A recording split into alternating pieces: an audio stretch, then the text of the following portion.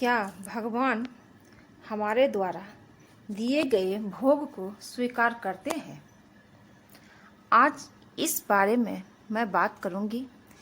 एक कहानी के द्वारा बताऊंगी कि क्या हम लोगों में से कई लोगों के मन में उठता होगा कि भगवान हमारे द्वारा दिए गए भोगों को स्वीकार करते हैं, और अगर करते हैं तो वो कम क्यों नहीं होता है। संसार में अपनी बुद्धि, रूप, कुशलता, चातुरता, पद, धन, किसी भी वस्तु पर अहम मत करना। ये सब हमारी बुद्धि के कारण नहीं, भगवत अनुग्रह के कारण हमें प्राप्त हुआ है। बुद्धि तो मिटने वाला तत्व है, पर कृपा तो अहर्निश बरसती रहती है। भगवान की कथा और नाम को कभी मत छूटने देना। प्रभु का नाम ही इस मनुष्य जीवन की वास्तविक उपलब्धि है। नाम जप से बड़े दुख दूर होते हैं। नाम जप से मनुष्य इस भव बंधन से, जन्म जन्म के फेरों से मुक्ति प्राप्त कर लेता है। नाम जप से नाम का प्रभाव हमारे वातावरण को कभी दूषित नहीं होने देता। जब भी अवसर मिले नाम जाप में लगे रहे। जय जय श्री राधे कृष्णा, श्री हरि आपका कल्याण करेंगे। अब प्रश्न ये उठता है कि क्या भगवान हमारे द्वारा चढ़ाया गया भोग ग्रहण करते हैं? यदि पाते हैं तो वो वस्तु कम क्यों नहीं होती, और यदि नहीं पाते तो भोग लगाने का क्या लाभ है? एक लड़के ने पाठ के बीच में अपने गुरु से यह प्रश्न किया। गुरु ने तत्काल कोई उत्तर नहीं दिया। वे पूर्वतः पाठ पढ़ाते रहे। उस दिन उन्होंने पाठ के अंत में एक श्लोक पढ़ाया। पूर्णमदः पूर्णमिदं पूर्णात् पूर्णमुदच्यते पूर्णस्य पूर्णमादाय पूर्णमेवावशिष्यते। पाठ पूरा होने के बाद गुरु ने शिष्यों से कहा कि वे पुस्तक देखकर श्लोक कंठस्थ कर ले। 1 घंटे बाद गुरु ने प्रश्न करने वाले शिष्य से पूछा कि उसे श्लोक कंठस्थ हुआ या नहीं।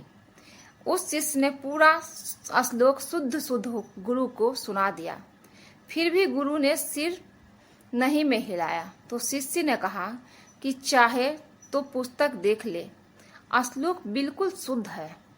गुरु ने पुस्तक देखते हुए कहा, श्लोक तो पुस्तक में ही है, तो तुम्हारे दिमाग में कैसे चला गया? शिष्य कुछ भी उत्तर नहीं दे पाया। तब गुरु ने कहा, पुस्तक में जो श्लोक है वो स्थूल रूप में है। तुमने जब श्लोक पढ़ा तो वो सूक्ष्म रूप में तुम्हारे दिमाग में प्रवेश कर गया।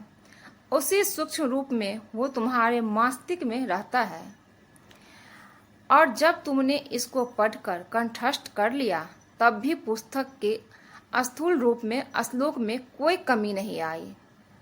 इसी प्रकार पूरे विश्व में व्याप्त परमात्मा हमारे द्वारा चढ़ाए गए निवेदन को सूक्ष्म रूप में ग्रहण कर लेते हैं, और इससे वस्तु के स्थूल रूप में कोई कमी नहीं होती। उसी को हम प्रसाद के रूप में ग्रहण करते हैं। शिष्य को उसके प्रश्न का उत्तर मिल गया। गुरु की इस व्याख्या से शिष्य को अपने प्रश्न का उत्तर स्पष्ट रूप से मिल गया।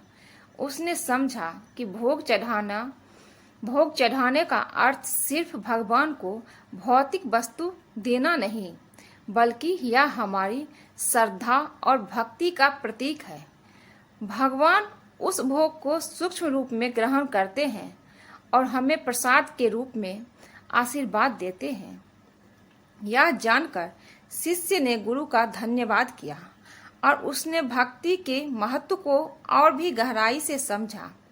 उसने महसूस किया कि पूजा पाठ और भोग लगाने का असली उद्देश्य ईश्वर के प्रति अपनी श्रद्धा और समर्पण व्यक्त करना है, न कि भौतिक वस्तुओं का लेन देन। गुरु ने शिष्य को यह समझाया कि भोग और प्रसाद की प्रक्रिया केवल धार्मिक अनुष्ठानों तक सीमित नहीं है। यह हमारे जीवन के हर पहलू में लागू होती है। जब हम किसी को मदद करते हैं और प्रेम और सम्मान देते हैं, तभी यह एक प्रकार का भोग होता है। हमारे द्वारा किया गया यह भोग परमात्मा द्वारा ग्रहण किया जाता है और हमें आंतरिक शांति और संतोष के रूप में उसका प्रसाद मिलता है। इस प्रकार शिष्य ने समझा कि हर क्रिया जो हम भक्ति और श्रद्धा से करते हैं वो भगवान तक पहुंचती है और हमें उसके फल के रूप में आशीर्वाद मिलता है। भोग और प्रसाद केवल धार्मिक कृत्य नहीं है, बल्कि वो हमारे जीवन की हर सकारात्मक क्रिया का प्रतिनिधित्व करते हैं। इस घटना के बाद शिष्य ने हर दिन अपनी पूजा और भक्ति को और भी अधिक समर्पण और श्रद्धा के साथ करना शुरू किया।